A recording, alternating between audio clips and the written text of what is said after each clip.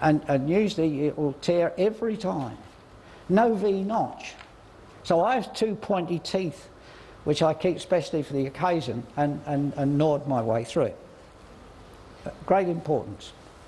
So that's a factor which you're going to see a lot more of when you're going to, I think, at our AIP conference next year.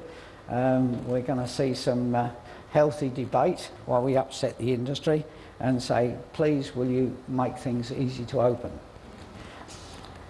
The other feature is that we are looking, the great pressure is on packaging now to talk about sustainability, whatever that is. I don't really understand sustainability. I think it's a buzzword for marketing people, actually. But there is pressure there to do that, and of course we've got this terrible ogre of food miles which is coming up, and emissions, the amount of emissions that you can actually incur when you're packaging and so on. And of course some of the supermarkets in the UK are actually putting this on the side of their packs. They say this pack costs so much in terms of the emissions to bring it to you, which is great when you really want to enjoy a feast. You know, you've got this on your conscience the whole time.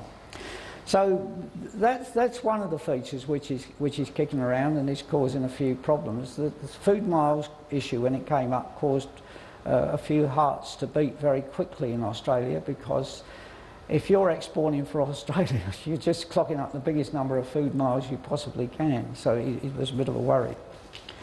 And the other thing is to talk on the, finally, to address the issue of the influence of the EU, and to a lesser extent, and I've got to stop, is to talk about the EU and say that in terms of regulations, gradually we're moving to adopt those, and it's coming quite simply through ISO standards. We're seeing a lot of Australian standards moving into becoming ISO standards.